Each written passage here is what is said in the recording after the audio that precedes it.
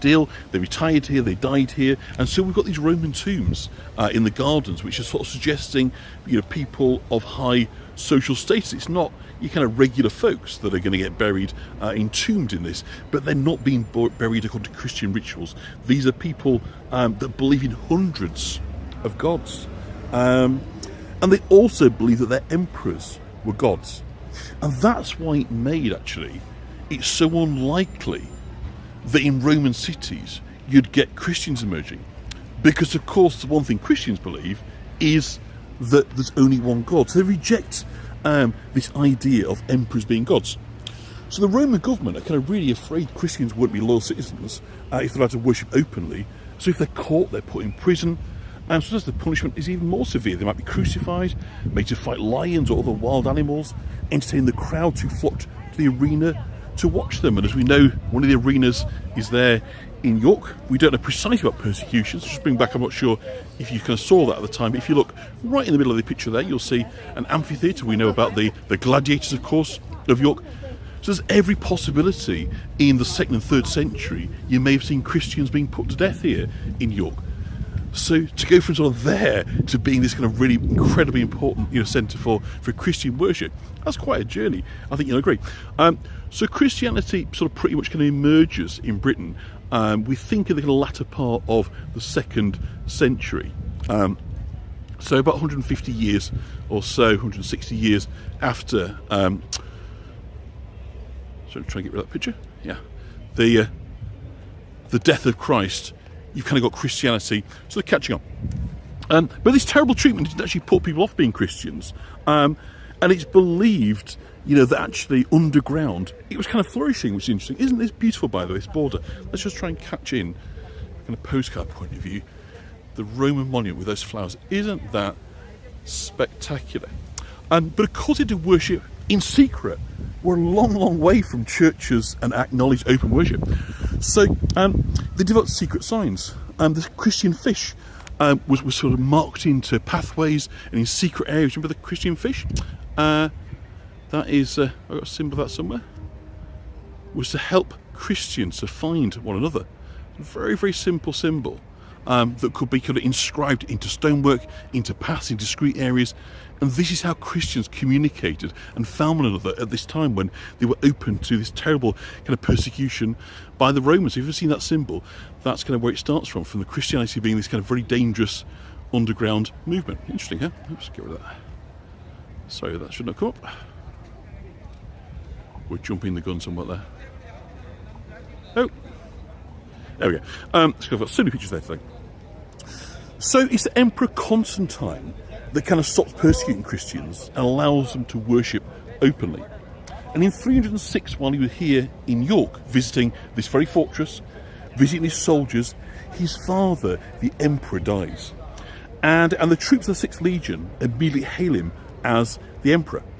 And he actually had to fight, though, to get that title, because it was kind of contested. And before one of the battles, a place called Milvian Bridge in Rome, he had a vision in which he was told that if his soldiers carried the letter X and P, he would win. Now, in ancient Greek, these letters are the first 2 letters in the title Christ. So he immediately orders all his soldiers to scratch X and P into their shields.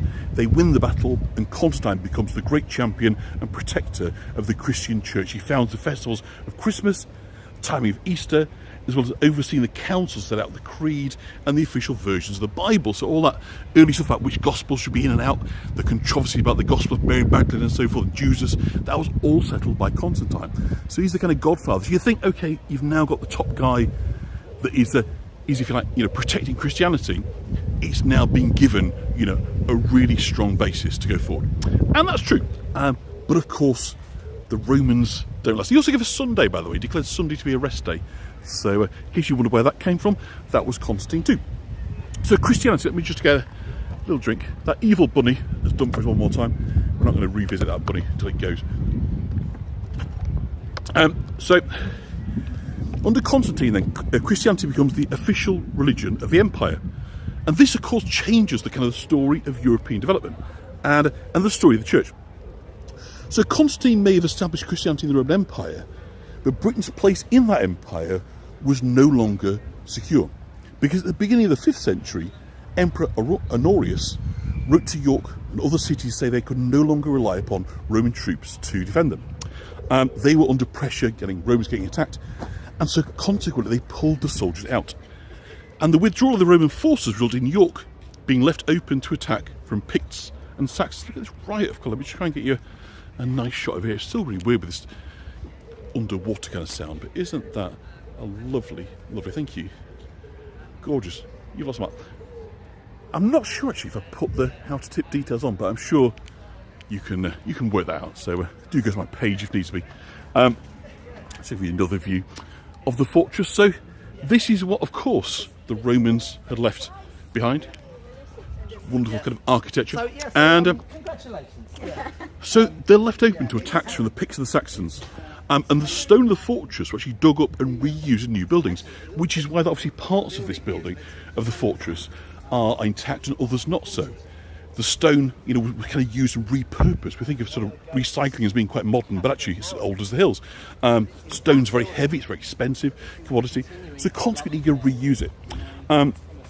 And during this period then, Christianity was really unpopular, so once again, you've got this story arc that would suggest that kind of this inevitable path towards Christianity. Not at all the case. These people were purely kind of pagan. They lived under pagan gods. The Romans went and in effect took the Christianity with them. And as with the Romans, these kind of next arrivals, these Saxon peoples, Anglo-Saxons, worship many gods. Many of these gods stand to this day as part of our nomenclature for the days of the week. So we've got Tu, the god of war, remember by Tuesday. We've got Woden, the giver of victory, by Wednesday. Thor, the god of thunder, is Thursday. And Frigg or Freya, the goddess of love, by Friday. So they do hang on in there, these gods. Kent actually was the first of the English kingdoms to be converted to Christianity, and that happened in the year 597 by St. Augustine. He was sent by Pope Gregory. There's a famous story about Pope Gregory in Rome of seeing slave children for sale. And these slaves, children, had been captured in Britain, and they were from the Angles tribe, so the Angles, the Saxons and the Jews. And he's told, he asks where the angelic children, this beautiful blonde hair and kind of angelic looks about them. And he inquires to know where are these children from. And he's told that they are the Angles. And he says, surely not, these are the angels. And from that moment onwards, Pope Gregory decides that it's his job to bring these angelic children into the Christendom, into the fold. So consequently, that's why at the beginning of the 7th century, you get this real focus on bringing Britain back into the Christian fold. And so St. Augustine successfully first in Kent. Up here we get the Irish monks from Iona come and establish a community. The community, of course, it ends up growing into this fabulous abbey that we see kind of in front of us. This is, what is it now? Everyone's for the concerts. Julie, the stage was here, and so they were looking out that way. The band was looking out that way. So the establishment of the religious community here is the beginnings of the narrative that ends up with the Minster.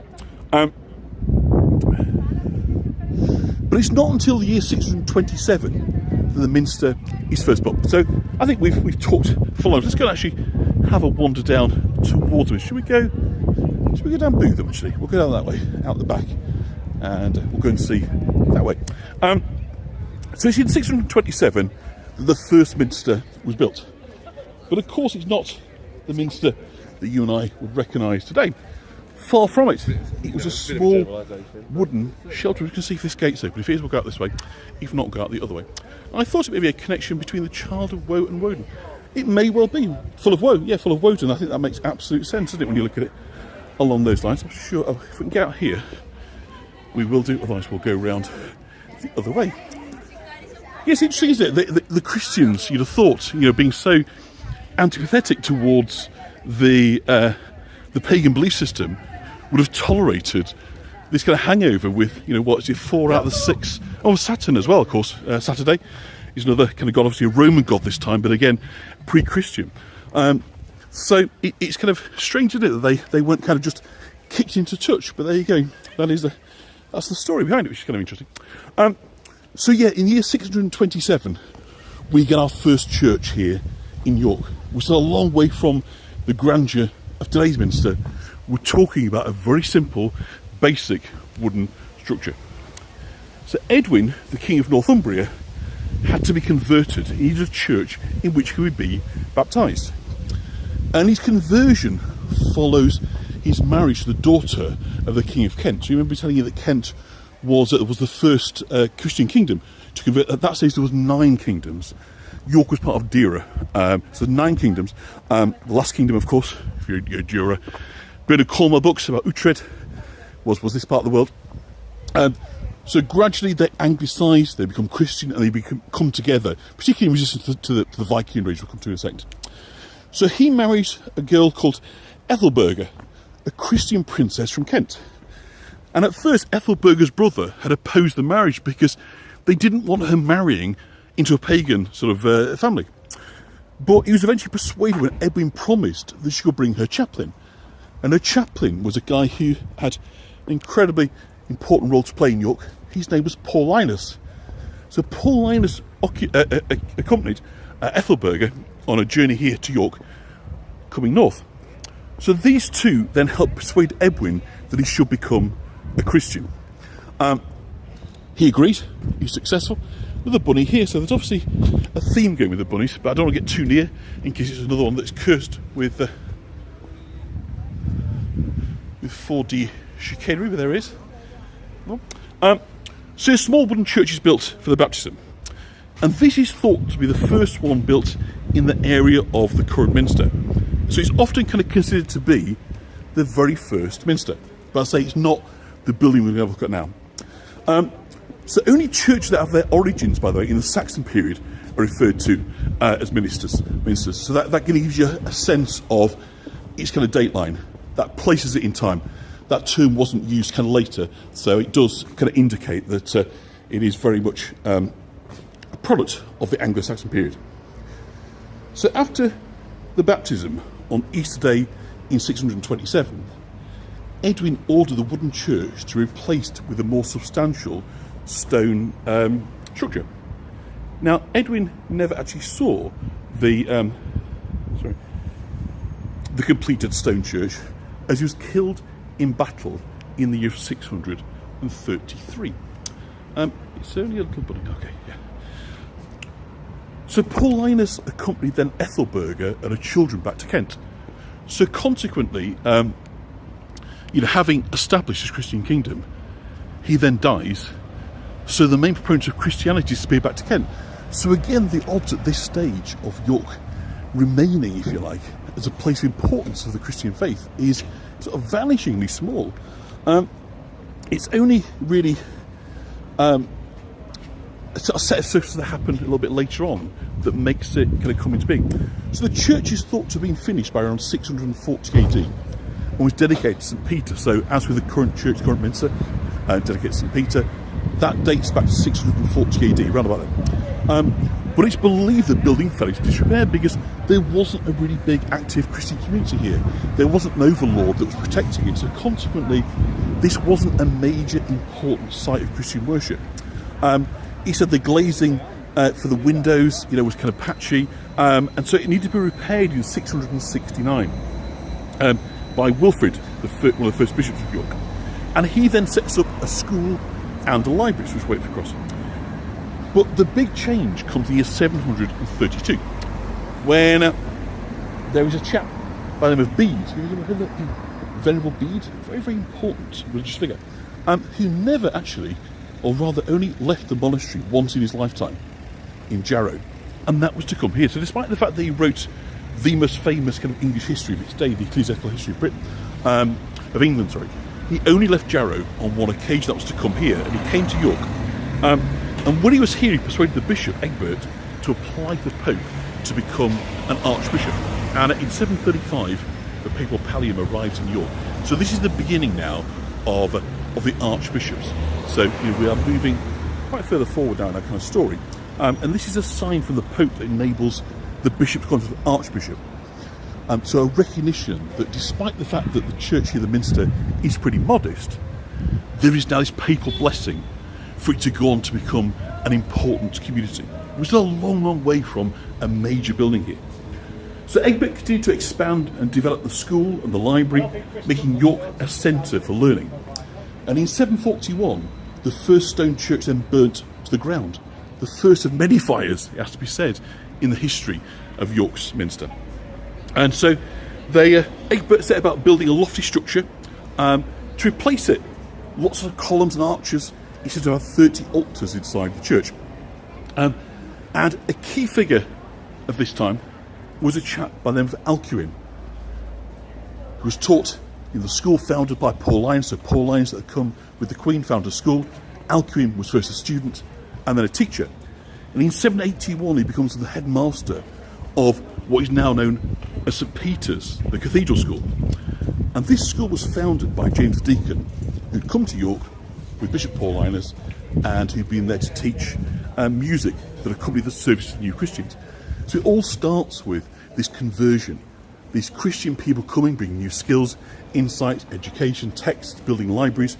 And both the present St. Peter's School and the former Minster School, which I'll show you where the location of that around the corner, both base themselves, if you like, on that claim, if you like, to be a direct line descendant from this school set up by Paulinus in the 7th century. But Alcuin's kind of reputation as a teacher spread across to France, to Charlemagne, the Holy Roman Emperor, the most powerful kind of ruler in Europe. And he invites Alcuin of York to his court to teach there. So he leaves York, and he's widely credited with inspiring Europe's first Renaissance in the 9th century. Unfortunately, what this means is that the most influential Christian in the land has left York. So once again, York is kind of left without, a kind of an important champion, if you like, an intellectual heavyweight to put forward its claims as a really important centre. And it suffers, not least because quarrels between the Northumbrian kings had helped the Vikings to capture York in the year of 866 and 867. So in 867, King Osbert was driven out of Northumberland by Aella, who made himself king. And even though they kind of made their peace together to fight the invaders, the defeated were both being killed in battle. And neither, of course, of these were Christian. But both ran kingdoms are largely tolerant Christians. So the success of the pagans, the Vikings here in York, was another setback to the church. Like I said, the more you think about it, the more you get about the history. The odds of this becoming this really important Christian centre are so slender, it does really make you wonder how on earth the events actually came to alignment for it to happen. So after the Vikings captured the city, they call it Jorvik, and they are definitely pagan, but there's no actual evidence that they treated the Christians particularly badly. They don't seem to have done any damage to the Minster during the first 50 years of being here. And during that time, some of them clearly married local people, became Christian. So Guthrith was one of the Viking kings that's buried in the Minster here in 895. So he must have converted to Christianity. But throughout this period, it seems that the Christianity and paganism existed side by side. What I've got is artwork from this time frequently kind of combines Christian and pagan symbols. So many Vikings worshipped the gods of their homeland, such as Thor and Woden, as well as Christ. And one Viking named Helgi was known to pray to Christ when he was at home, but to Thor, the god of thunder, when he was at sea or at battle. We've got an image here, if I can find it, of a coin from around this period, which kind of shows the... let me see, can I find that for you? Yeah. That has both the Viking raven and the Christian cross. So it's fair to say people had a foot in both camps at this time. So even though you've got Christianity established, whether it's flourishing, different matter, but it's not clear, there's not a clear ascendancy at this time.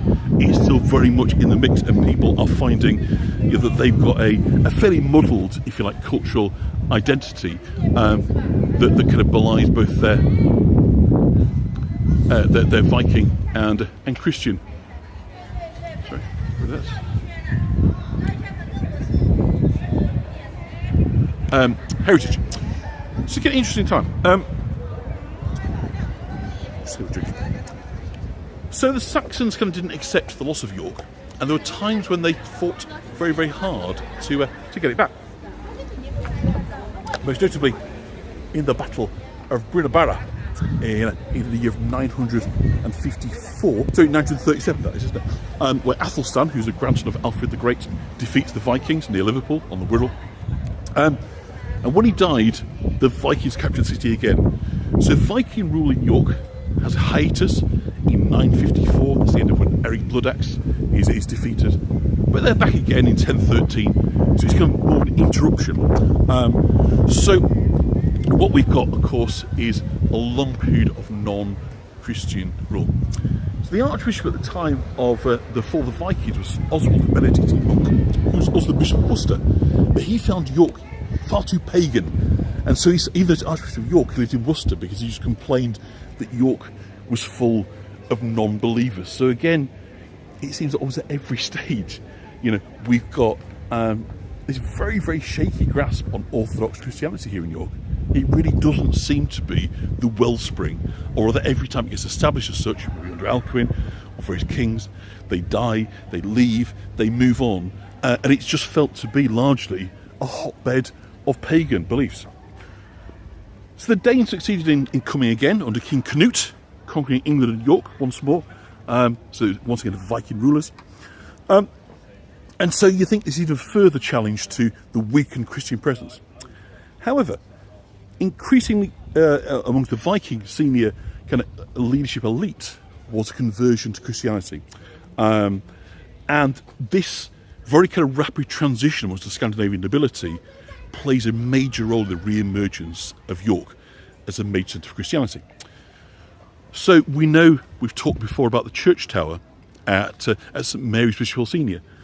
The tower built by the Vikings, actually using Roman stone that was kind of lying around. And that dates from the very end of the 10th century, the kind of 980s and 990s. So the Vikings repurposing Roman stone to build a Christian tower, even though of course they are thought to be, at that time, largely pagan, but transitioning into Christianity. We've also got, of course, the church on Marygate. We've got the Church of St Olaf, so dedicated to the Viking King Olaf, who had become a Christian in the last part of his life, and that was built by Earl Seawood. And Earl Seawood was born in Denmark. He was apparently, according to legend, I love this guy, he was originated from a man-bear called Ursus, and he was described as being a giant in stature, kind of very strong mentally and physically. So strong, in fact, he managed to single-handedly kill a dragon, which is going some, I think you'll agree. So Seawood was a definitely man's man, as you might say. He was definitely an alpha male. On his arrival in Britain, it said that he kind of met an old man on a beach who we think was probably the god Odin, who gave him a magical banner called Raven Landi, which translates as Raven, Terror of the Land. And then after various escapades launched against campaigns against the Scots, it was also the death of Macbeth. Do you remember when we did the Viking Fun Day? And March, the Ravens were were the tribes, weren't they? So the Ravens all come back to Earl Seawood. So he's the kind of Viking overlord. So he really was a kind of alpha male. And when he was dying of dysentery here in York, he has to be dressed in full armour with a sword in his hand, and then he took himself to York's walls and threw himself off so he could die with a degree of honour. So that's Seawood for you. And so he is very much linked with the Norse tradition of berserker rituals, warrior prowess, and the magical raven Baroness sat above his tomb. So we've got a very own legendary Viking man-bear, but conversely, this is the guy that founds the Church of St Olaf. And the Church of St Olaf is incredibly significant because that is the first church that becomes the community of monks. Then goes to St Mary's Abbey. It's incredibly important and well looked after, well supported abbey of Benedictine monks here in York. So you've got this kind of straight weird line going through the Vikings into the Christians. And of course, a key part of that is the conquest of England in 1066. We call them now French, but actually they were Normans, they weren't French, and they were actually Vikings. They're kind of closely related to the Vikings. And so kind of when they come over, the Normans then obviously establish Britain as a kind of Christian nation. That sort of cements in. But again, you've got Christianity coming through this rather strange route of the Vikings. So the people of the north, as we know, very much resisted the rule of William, his authority, and they were supported by the Danes. So you've got this kind of weird situation where you've got, a hybrid of the Vikings, which are the Normans, being fought against by the Orthodox kind of Normans, and the English sort of somewhere in between the two. Of course, William puts down the rebellion with great ferocity, and York is set on fire and destroyed. The naughty Normans, absolutely. So, of course, once more, what's here is destroyed by fire. The only surviving bit that we know, of course, is the Tower of St Mary's, Bishop Hill Senior. So again, you've got this razing and destruction of York. So everything that had been kind of built up to that point is now destroyed. And yet again, you've got this blank slate, and you think, how on earth are we actually going to end up with this? If it wasn't here, by now I think you'd agree, how on earth this place was ever built. It just belies your kind of your imagination. But there we go. Let's continue. So King William appoints a Frenchman, Thomas of Bayeux, to be the Archbishop of York. And he immediately repairs the Saxon Minster so that services can continue. But then a Viking raid by 200 Danish ships in 1075 destroys the Saxon Minster altogether. So once again, York was without a minster, now in 1075. So the refounding of St Mary's Abbey in 1088 by King William II, William Rufus, ensured that the last traces of Anglo-Saxon brand of Christianity were replaced by Orthodoxy, with the arrival of Abbot Stephen and a group of monks from Whitby, our favourite place, Whitby. That's where the monks came from, into York. And this ensured there was a kind of strong spiritual presence while the new cathedral was built. So it was very much reliant, the development of this minster, and or its predecessor, was very much reliant upon St Mary's Abbey. It needed that strong religious community to justify, if you like, investing into York, because York did not seem like a safe bet. It seemed like a place that was essentially pagan and Viking in nature, non-Christian. Why would you want to spend money here and invest in it? Well, that's because the Normans were bringing about a new idea, which was centralised control. Rather than 9 kingdoms, onto one kingdom, one faith, one controlling system. So consequently, this is the kind of game changer, if you like, where you've got church and state coming together, and imposing this one identity is a means of controlling the people, because then you can actually have the priest saying, obey the king. So an act of rebellion also becomes an act of betrayal to your faith. So it's kind of a neat 3-card trick, which sort of pulls it all together. So in 1080, the Masons begin to build a new cathedral, but it's not this one, not yet. Archbishop Thomas chooses this site, the site of the Roman Principia, and used much of the stone that remained from the Roman fortress to construct the walls, which were, believe it or not, 7 feet thick. And they were then faced in white plaster, on which were painted red lines to indicate stones. Because he used the Saxons as slaves, the task was completed in 20 years. So if you want to get a job done quickly, slave labour is a great way of doing it. But of course, it doesn't seem entirely ethical or particularly consistent with Christian belief systems. But there you go, there's always a degree of moral latitude, it would seem, on these things when it comes to Christianity in practice. But please take that as an indictment of Christianity rather of how folk were at that time.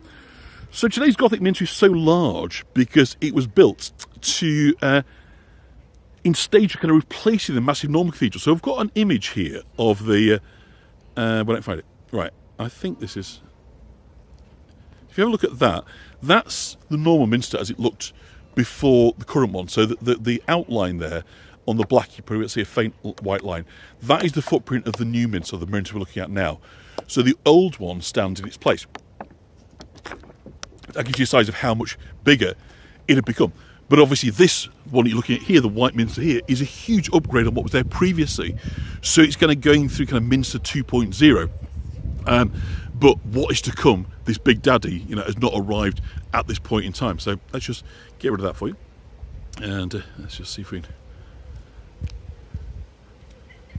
There we go. So if you take a trip to Minster's Undercroft, which is underneath, it's like the cellars. Maybe anybody's been, Julie may have been to the cellars, or Susan may have been as well. So do let me know if you've been to the Undercroft. But basically it's like a museum where you can see the underground. And within this you can find a lot of the Norman legacy. So I'll show you, I've got again some images here of the croft. So this is a very distinctive Norman styling. He embraces lots of these things, doesn't he? This kind of...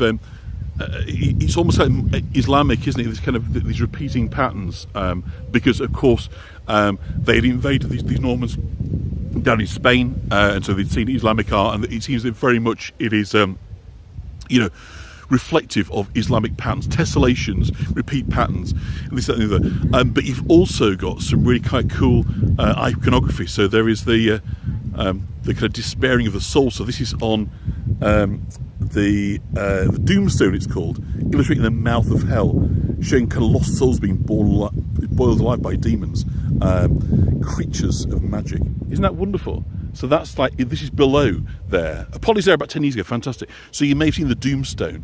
So very kind of literal tellings, of kind of what was going to happen to you if you didn't buy into this kind of new belief system that was kind of prevalent. So, but as I say, building it with slaves doesn't really seem to be kind of entirely consistent with this worldview, but we'll let that pass because it is an awfully long time ago and we can't fight every battle from the past. So that is just get rid of that. I do struggle to get my screen back when I've done that. There we are.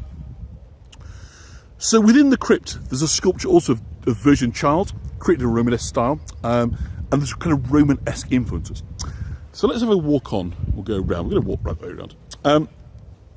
So the tomb of York's patron, St William, can also be seen in the crypt. And if you remember seeing that, Polly, when you were there. And according to his folklore, St William's early life as a monk became suddenly eventful when he was rather controversially made Archbishop of York in the middle of the 12th century. Now, we don't know the reasons why he was a controversial pick. What we do know is the Pope and the King had different ideas. The Pope, in effect, blocked his veto, blackballed him, whatever you want to call him. And the Cistercians also, proclaimed that he was unsuitable to be Pope. So he's deposed, replaced by another Archbishop. And this caused a great deal of uprising in the city. People aren't at all happy with this. And so consequently, there's a struggle and power brokers come into play. But 6 years later, the new Pope made him Archbishop again, much to the delight of the people of York. So we now get the homecoming. You're going to get St William. He's coming back to York, a very popular guy. And so everybody is turned out to see him. And at one time, there's only one bridge in York, and that's Ouse Bridge. It's not the bridge that's there today. It's been replaced, obviously, but the same location. And so consequently, you've got a whole bunch of people queuing to see him, crowding the bridge. And just as he's coming down Micklegate, arriving into the city, you imagine him coming down the hill there, and the bridge is at the bottom, the bridge begins to collapse and fall into the river, due to the weight of people. And he immediately prays. He prays for intervention. And miraculously, nobody dies. Nobody drowns. So this is ascribed to be the first miracle of St William. And then, so he dies not too long afterwards. And there is a campaign to make him a saint. But the church are far from convinced at this stage. It's going to take a fair amount more. So there's a search there for miracles. They're trying to persuade the Pope to make him a saint. But in the meantime, his tomb becomes his place of pilgrimage. And in the Middle Ages, miraculous cures were said to happen to people that prayed to him there. So believe it or not, we're all about to get to the story of the modern minster. Before we do, let's have a quick look at the wonderful treasurer's house. Isn't it just beautiful? Place where I got married all those years ago. So this was the place, by the way, where the guy who's in charge of the cash, when William the Conqueror came and took over York, one of the first things he noticed was how badly the finances were organised at the Minster. And so consequently, he appointed a treasurer as a kind of fundraiser. He was the guy that had to pull together the resources to kind of rebuild the Minster. But in 1215, Walter de Grey becomes the Archbishop of York. And prior to this, as was typical of kind of senior clergy in the Middle Ages, there'd been a kind of king's chief advisor accompanying him. So he'd been to King Runnymede with King John when Magna Carta was signed. So he was there at that time when his seal was put on Magna Carta. So that placed him in an interesting period of history. And throughout the Middle Ages, there's a kind of ongoing argument between the Archbishop of York and his counterpart in Canterbury, of which of them was the most important. So Walter believed that if York Minster were larger and more fashionable, building the Canterbury, then the Archbishop of York could become the senior position. So for no better reason than out-and-out competition with Canterbury, he decides that it's high time to build the building that you're looking at. And he persuades the dean and chapter to begin a building program which lasts over 250 years. So if you think your builds were slow, take that on board. 250 years to put this together. Okay. When it was finished, not only is York Minster the largest Gothic cathedral in Europe, but in the whole of Northern Europe. Now, in spite of this, and contrary to Walter's argument, York never succeeded in becoming the senior archbishopric in the English church. So it's all a kind of slightly wasted effort. But rebuilding the cathedral as large as this was very expensive. And the dean and chapter responsible for the money relied on gifts such as glass for the windows from wealthy citizens. And one way they persuaded nobles to raise money was by having their coats of arms displayed in either stone or the glass of the mid. So many windows you'll find have coats of arms. Now, all three King Edwards moved their courts and parliaments to York whilst they were fighting the Scots, and King Edward III married Philippa of Hainault here in the Minster. And another occasion when York was filled with the richest people in England. And then in 1405, an unexpected project was added to the workload when a section of the central tower, which at the time housed the Minster bells, collapsed in a storm. So in 1407, like now, you can't see the central tower, it collapsed. So Henry IV sent his own master mason, William of Colchester, to help with the work to rebuild the tower. And he remained involved until his death in 1420 and restored the tower as we see it today. So the builders are trying to build a new cathedral, and meanwhile part of it is falling down. The setbacks just keep on coming. So they face a new challenge when they reach the east end, this end. And it was here in the choir the daily services were sung. So it was impossible to demolish the old building before the new one was nearing completion. And at this time, the nave was mainly used for processions. And the builders solved this problem by leaving the Norman east end intact, where they built over and around it. So in other words, they built the skeleton of the new end before they destroyed the old one. And once this east end had been demolished, the rubble was cleared away, and the windows in this part of the Minster could be glazed. And the largest of these, indeed the largest window in the Minster, is the Great East Window, the one we're looking at right now. Roughly the size of a tennis court, and it contains the largest area of medieval stained glass to survive anywhere in the world. So as well as the pictures of what they call the tracery, which is the bits right up at the top there with the small images, John Thornton from Coventry was employed to design and glaze the window, and he was challenged to complete the task in only 3 years. So get this, 250 years to build it, 3 years to this great big window.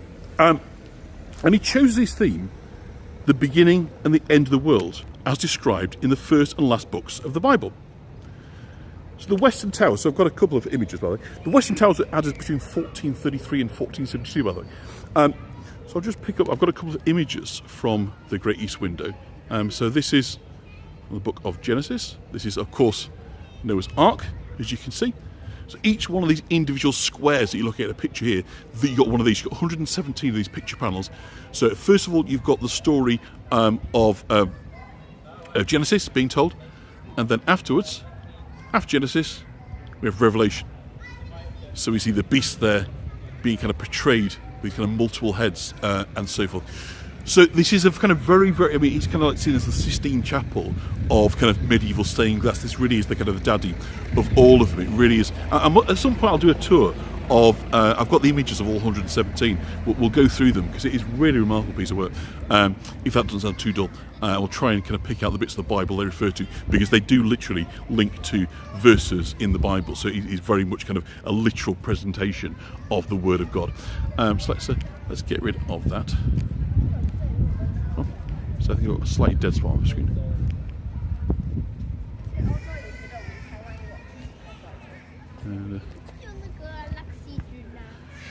So this is St William's College, to whom was dedicated St William, founded in 1460 by George Neville, Archbishop of York, and his brother, the Earl of Warwick, so better known as Warwick the Kingmaker.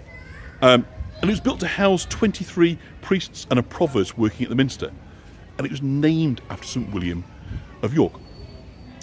So the cathedral was completed and consecrated in 1472.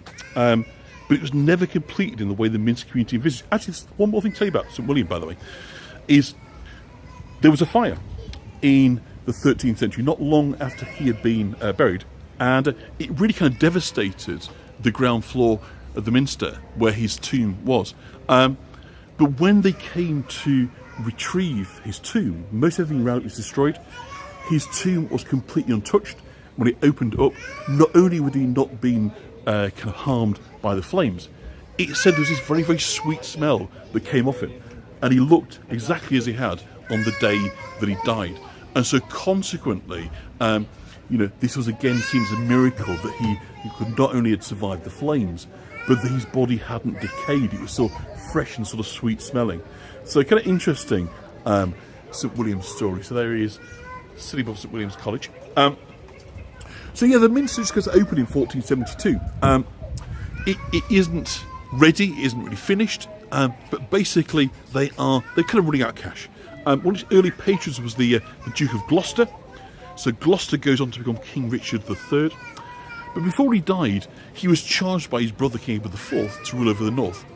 And after he became king, Richard chose York Minster to invest his son as the Prince of Wales in 1482. Of course, he never became king, Richard's son, because Richard lost in the Battle of Bosworth, and the throne moved, of course, across to the Tudors, Henry VII. So consequently, despite being Prince of Wales, this young Plantagenet never got to be king. But you think the thing's built now, but there's still a succession of problems that continue to hit the Minster. The first of which is the English Reformation, which begins in the 1530s and leads to the looting of much of the cathedral's treasures and loss of much of the church lands as Henry VIII took possession of the property of the Catholic Church. And don't forget, of course, at this time St Mary's Abbey was destroyed, as were the kind of monasteries. So the free-form kind of attack on the English Church at this time meant that York Minster, York Cathedral, was absolutely unsafe. It had no kind of protection as such at this period of time. So the Tudor dynasty was, kind of religious rollercoaster ride for York. As a city of churches, it suffered hugely on the rapid change of directions.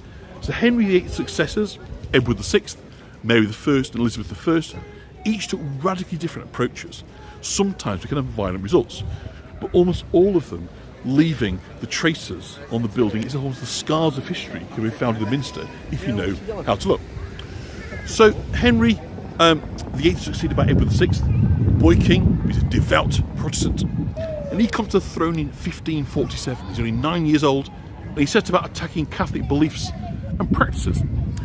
So the widely held medieval doctrine of purgatory was outlawed. So this belief that people could intercede on your behalf and pray for your soul was basically banished as an idea. So the chantry foundations, including the one behind us, that had been built 70 years earlier, are closed down. They're outlawed. These places that are charged for offering regular prayers to the souls of the departed were ordered to pay their revenues to the crown, effectively forcing them to fold. So the finances, the money coming into the Minster now is cut off. It's not simply a case of there's been a change of government, if you like, at the top of the church. You've also got vastly reduced revenues at the very time they just completed building this incredibly expensive building that's going to need enormous amounts of upkeep and huge numbers of patrons, and of course the patrons being told don't invest. So it's an enormous problem. It is the knottiest little problem of all. So Edward VI also tells them to take down the chantry altars, so the altars that in the churches that are being paid for by the families of nobility to kind of pray for their souls. They're taken out. So the nobility have less connectivity to the Minster, and as a result are far less inclined to want to put numbers of kind of investments and so forth in there. You've also got this huge visual transformation at this time. The statues are ripped off quite crudely because they believe in getting rid of the iconography of the saints, so preventing people kind of venerating and praying to the saints. So they get rid of the idols, the statues and so forth. They also, and the murals inside of the churches are all kind of painted white at this stage. So much of the iconography is removed. It is kind of all traces of kind of Roman Catholicism. Much structure of tombs, windows, altars. The Minster lost about half its clergy when they refused to accept Elizabeth as the supreme governor of the church. And the chapter of York had made some very, very powerful enemies. So at this period of time, York was in a really, really difficult state, as they had this huge expensive building, no way really of paying for it, and an openly hostile clergy who were getting themselves jailed, locked up, and in all sorts of controversies because they refused to accept the prevailing journey that in effect that God had been supplanted by a monarch, or rather Pope had been supplanted by a monarch, but rather the church were now secondary to the monarchy. Something they weren't at all keen on, but had to sort of suck it up, as you might say. So the next threat, of course, in history is the English Civil War. They had to begin right like that. So many church buildings were caught up in the fighting in the English Civil War, and lots of destruction up down the land. And the reason for that is because they were built of stone, and many castles were destroyed. So consequently, if you're occupying a place, getting hold of a building like this is great because it allows you to kind of defend yourselves against it. But of course, it meant they became targets for gunpowder, and cannon and so forth. So the attacks on the churches up and down the country were manifest and frequent. And of course, there was a civil war siege here in York in 1644, wasn't it? 3 months in 1644, when the city is getting hammered, of course, with cannon fire. This was a kind of centre of the royalists on the siege of 3 months in 1644. So day after day, you've got bombardments of parliamentary artillery trying to smash their way through the walls. And then on the 16th of June 1644, a huge mine blew a hole in the walls at King's Manor, and that brought attacking soldiers even closer to the Minsters. The King's Manor, as you know, about 2-3 minutes walk away from here. Now, luckily, the parliamentarians were pushed back, but the surrender of York comes a little over 2 weeks later. And there was huge fears of looting and ransacking inside the city, particularly at the Minster, as the city gates were allowed to open to allow the conquering invaders access. And the leader of the parliamentarian forces had publicly humiliated King Charles at Heweth Moor in York 4 months earlier. So consequently, there was a sense that York had it coming. General Fairfax had his nose rubbed in it, the leader of the parliamentarian forces, and now he was Fairfax had to lead his army into the city. Now it's worth knowing his army were Scottish Covenanters. They weren't English soldiers, and they would relish raining destruction on York and the Minster because that was a powerful symbol of the hated English king. But Fairfax declared the city was not to be touched. Now inevitably he was ignored by some of the Scots who began looting, and actually there is a little bit of evidence of that just here, because we look at this row of buildings here at bottom of Stonegate, built in the 1340s. Believe me when I tell you that. But then we look down here, we see this sign which tells us it dates from 1646. What this is saying is this was rebuilt in 1646 following the damage done by localised rioting and looting. So I mean, this is how close they came to fire damage bringing down these buildings. Pretty darn close to the Minster. But it said that General Fairfax rode his horse down the middle of the Minster and basically declared that if any man hanged that got involved in looting. So it said it was kind of remained untouched. So it was really, really kind of fortunate. Incredible act by Fairfax that this entire collection of medieval glass was protected from destruction. So whilst then the religious and political tensions cooled over the following century, the medieval building was starting to show its age. In 1751, the pinnacles of the northwest tower were blown down, necessitating the renewal of the whole tower and the roof of the west end of the nave. Only 2 years later, fire destroyed the roof on the west side of the south transept during re-leading work, and the entire population of York was turned out to fight the fire. And it was the first of several fires that would threaten to consume the Minster. On the 1st of February 1829, a religious extremist, a chap called Jonathan Martin, hid behind a monument in the Minster, only emerging in the dark, empty cathedral at night, and he piled cushions and prayer books together on the choir and set fire to them and left. And the blaze was spotted in the early hours of the morning. Fire engines were summoned, but they had a limited effect against the inferno, which melted the lead from the roof and cracked the limestone pillars. Only late in the afternoon, the fire began to die out, but by then 230 feet of the choir roof had come crashing down, and the medieval choir stalls, the organ and the pulpit were all destroyed. So I've got an image drawing illustration of the fire damage of 1829, which is incredibly... no, that's 1984. Let's bring up 1829, where are we? Ah, here we are. So this is Jonathan Martin's handiwork. So again, you know, it's not just the fire of 1884. You know, we had a fire in the 13th century, this major fire in the 17th century, you've got another one in the 18th century, then you've got Jonathan Martin's fire in 1829. So the odds of it still being here really are quite slim, you think, when you're about to... Here it stands to this day. So Martin, by the way, was a former sailor from Northumberland. He was a nonconformist who believed that all prayer should come from the heart rather than reciting from formal liturgy. So he's kind of Lutheran kind of plus in that respect. And he condemned the clergy as vipers of hell. So this, of course, is the pedestals where the statues were taken down. We can look at. So although he left York soon after the fire, he was caught.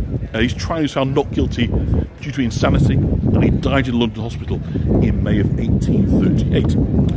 So the repair work was still underway on the 20th of May 1840, when a clockmaker from Leeds, a chap called William Grove, had been carrying out repairs on the south-west tower, which is this one we're looking at here.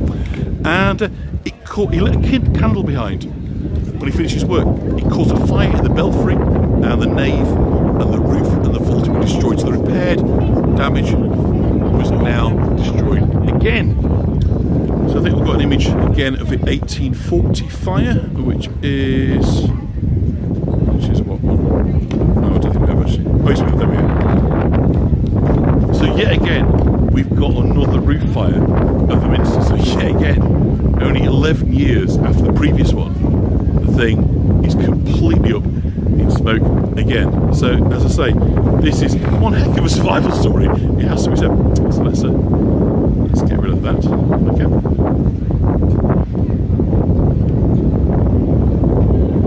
And so thankfully, shortly before the record of this, the bosses, which are the kind of the wooden studs, the Bible of the church, had been copied. So they made a pattern book, and they were able to kind of replicate and recreate what had been there before. So much of what you look at in the Minster is replacement. We know that a lot of the stone, such as down here, has been replaced due to erosion, but so much of the woodwork is also replaced because of these fires and this damage after all the years. So it really is a huge survival story, if you like. So it's kind of difficult for us to know at times how much the original Minster is kind of really left. But what we know is that in the Victorian era, one of the bosses was of Mary feeding Jesus, and she was breastfeeding him. But to the Victorians, this was all a bit kind of, just a bit much, I think. So the one they put back in, he's got a bottle now instead. So they didn't really like breastfeed the Victorians. They were a bit squeamish about that, which I think is rather sad, but there we go. So that's one of the bosses. So they're like a wooden, they could have covered the joint work at the top, so they make it kind of look pretty, like a decorative covering. So that's what they're for. Then in 1916, on we go with devastation. During the First World War, a German Zeppelin dropped a bomb that fell near the Minster. It caused no damage, but it prompted a kind of wholesale removal of the windows. They thought we'd better get rid of the glass and protect them. One sec. Get rid of you. So they took out all the glass as a precaution, and they stored the glass in kind of various country houses near York. So thankfully York Minster sustained no bomb damage during the First World War, but the cost of removing the glass led to huge budget deficits after the war, and an appeal to restore the windows as they were ended up raising £50,000, and it was only finally kind of paid off on the eve of the Second World War when they'd take them out all over again. So unfortunately they incurred this cost all over again. So after surviving fires and looting, bombing, structural collapses and more, the Minster might have hoped to have faced a period of calm, but it faced its greatest crisis yet in 1967. And this was when it was discovered that the foundation deteriorated to such a degree that the entire structure was vulnerable to total collapse in the event of a minor earth tremor. So we've got a picture here of the press report, if I can find that for you. So it was just fun and games for the Minster. So Central Tower could fall down in 15 years' time. That was the story they told, rather kind of cheery headline there in 1967. So a 2-year study had kind of revealed that the cathedral stonework, had found kind of terrifying evidence of just quite how fragile it all was. That basically in the decision to kind of quickly build over the old buildings meant that the foundations weren't strong enough. You got 25,000 tons of the central tower slowly sinking on its own weight and kind of twisting as it went down and cracking. So it's putting huge strain on the rest of the building. So the building, the problems are caused by the cathedral's poor foundation. So I don't know if you knew this, but that's why the undercroft was built. It was built basically to shore up the building. So the normal cathedral had been built on the remains of the old Roman Pt2, the main building of the Roman fortress. The late Gothic cathedral, the Minster as we know it today, was then built on the foundation of the Norman cathedral. But the Gothic cathedral was so much heavier, so much bigger, so the foundations weren't really up to the job. And to add to the problem, the huge central tower was unbalanced. The tower's southwest tier was resting on the remains of the old Roman Pt2, which is here. But the rest of the huge tower was essentially standing on nothing but mud. And the bad news was, it was moving. And judging by the movement that occurred over the previous 30 years, the building had about 15 years of life before it collapsed totally. So ironically, given that the problem was caused by the Roman and Norman foundations, the solutions gave us wonderful insight into them. And the undercroft was built onto the Minster to shore it up. So to be an image of, for those who haven't seen it, what it looks like. So it's a really very, it looks like it ought to be in there all along, because this was, what should have been put in place to hold the Minster, but this is underneath now. So this is now the support system for the Minster, which is going to keep it going, we hope, until the next fire, the next destruction, whatever happens to it next. But this was a brilliant piece of engineering, but it was critical. If it hadn't, the whole thing would have gone, it was going to fall down because it hadn't been built properly. They spent 250 years building it, and believe it or not, the thing was going to fall down. But we went to the end of it yet. In 1971, a fire broke out in the northwest tower when a tarpaulin caught fire. Now, luckily, it caused minimum damage. And the kind of crisis that would have occurred years earlier then, of course, happened in 1984. So finally, I promise you, I'm going to talk about the fire in 1984. It took us a long time to get here, but I wanted to put it in context of a building that had faced problem after problem, setback after setback. The 1984 was merely the latest in a long catalogue. It wasn't a one-off, an aberration. It was simply the next in line.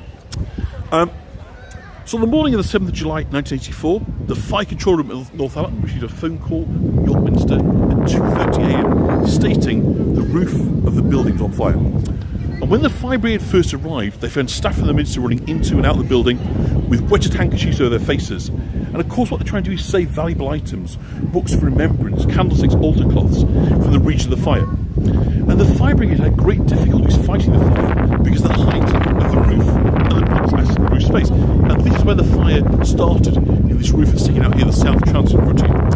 So the firefighters wore breathing apparatus and they were kind of detailed to climb the spiral staircase to try and access the roof, carrying ropes which enable them to kind of haul hoses across the roof. However, they couldn't get to the roof due to the heat and locked doors. So instead they had to use external ladders, which is obviously very frightening. And the intense heat caused the glass in the rose window to crack into 40,000 pieces. The window had been installed in the 15th century after the War of the Roses, we know, but had been renovated in the months leading up to the fire. And luckily, with that renovation, the lead edges held the pieces together so no glass was lost. What a miracle that is. It's quite unbelievable. Firefighters used a 100-feet ladder to douse the rose window. So I think we've got a picture of that. It really is. So there we go. You've got now then, where we stood now, the entirety of the south transept roof, the central tower there being engulfed in flames. Flames reported to have reached almost 200 feet in the air, and sparks showering the air resulted in those living in the immediate area to be evacuated. I'll give you another couple of images if we can. of just showing from distance what this kind of looked like. It really was unbelievable. At one point, you got over 125 fighters were at the site dealing with the blaze, along with 20 pumps, 3 turntable ladders, and stations from across North Yorkshire kind of being pulled apart, brought in guys from Scarborough, Harrogate, Selby. They are kind of fighting the blaze over 4 hours. And they had to lay the hose lines to the ooze to get enough water, so the water supply wasn't enough. Sorry, I'm breathing. Again, seeing from a distance here, it really was an unbelievable kind of beacon in the night sky. So they had to use the river to get enough water to kind of douse this. It was unbelievable. So with the roof of the South Transept well and truly alight, the fire service had to consider what to do with the rest of the Minster. You know, what do you leave? What can you save? Now the prevailing wind was blowing the fire towards the rest of the cathedral. So you can see here in this picture you've got wind, so this is now additional problems. So decisions made to pull the remaining roof structure down to make a fire break to stop the fire spreading to the tower. So in effect they're going to sacrifice part of the Minster to save the rest. And the fire brigade used jets of water to pull the roof down. And this was logged as being achieved at 4 a.m. The firefighters were trying to extinguish the roof fire from the roof space, reported an odd sensation of the floor moving below their feet as the roof timber slipped down to the ground, often helped by the molten lead which had been used as a roof covering. The fire was declared under control at 5:54 a.m. However, firefighters remained on site, damping down for a period of 24 hours. I've got a picture taken here of the immediate aftermath in the South Transept that you can see there. Obviously, open tops, the complete devastation of the site. And Dawn obviously remembers it, Julie will, I'm sure Susan as well, those that lived in and around her, anywhere in England. I'm sure these pictures went all around the world actually at the time. As with Notre Dame, when that burned down a few years back, the shock waves it sends out. But as I say, this wasn't the first, it wasn't a one-off, it was the latest, it was the last, and it will be, because they've invested in much better fire control measures, but this isn't the reality that you think. So whilst the investigation proposed, they thought it was probably a lightning strike up on the top. There's actually a lighting rig. It was during the mystery plays, and there was some lighting sort of for a show. It was going to be down there. They thought it hit electric cables. There was another view, and as say, some may remember this. There was a very controversial guy called the Bishop of Durham, who had just been invested as Bishop of Durham, and he basically had rubbished the Immaculate Conception, the virgin birth, and so forth. And so many sort of religious fundamentals, particularly here in Michael Belfry next door, which has got a scene of very, very strong evangelical belief, believed that this was God's response to is it Bernard Jenkins? I can't remember his name, but David Jenkins, that's it. So that, commented by David Jenkins, God was angry, and so he basically launched a lightning strike at the Minster, which is an incredible story, and some believe to be true. The Archbishop of York, of course, dismissed this as kind of ridiculous.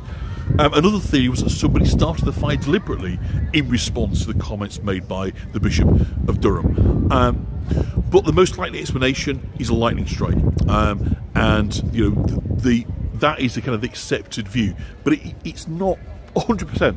There is still room for interpretation. They will never precisely know exactly what happened, and of course, whether that lightning was sent by God or just by nature was something that people will have differing views on.